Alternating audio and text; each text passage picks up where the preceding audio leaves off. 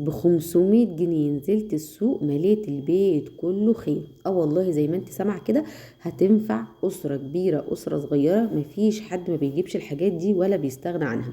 صلي على الحبيب قلبك يطيب. وتعالى اقول لك انا جبت ايه، وما تنسيش تعملي اللايك والكومنت وتقولي لي رايك في الميزانيات اللي انا بنزلها.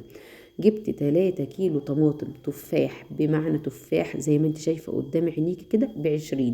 الكلام ده يا جماعه كان الساعه 2:30 3. لو كنت نزلت الساعه 5 كنت جبتها ب5 كمان، بس انا كنت نازله بدري شويه عشان الحق الفراخ، فجبتها زي ما قال كيلو ونص ب10. جبت 3 كيلو ب20.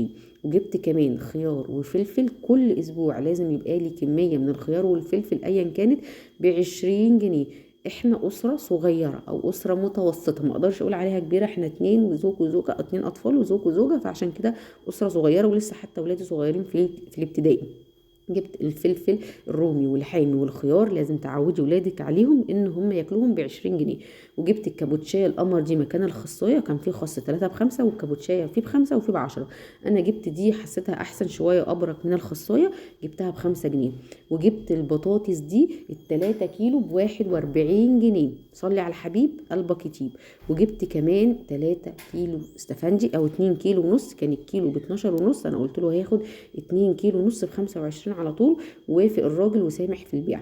وجبت كمان فرختين، الفرخه عامله كيلو ونص. كان سعر اليوم اللي انا نزلت جبت فيه الفراخ ده ما كانش غالي قوي يعني، كانت هي نزلت يا دوبة 99، عقبال ما انا نزلت تاني يوم لقيتها عملت 101.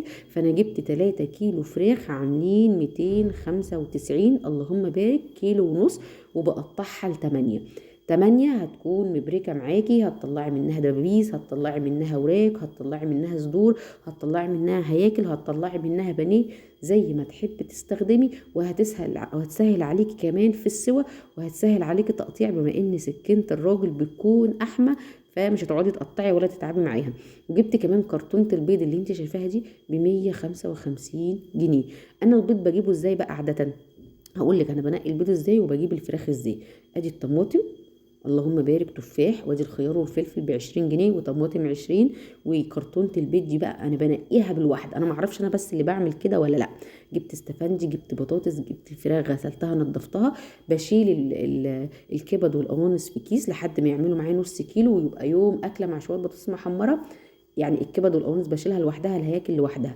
نيجي لكرتونه البيض، اللهم بارك، بنقي الكرتونه بالبضايه، بضايه بضايه. بصي ما فيش بضايه صغيره، كلها اللهم بارك حجم كبير.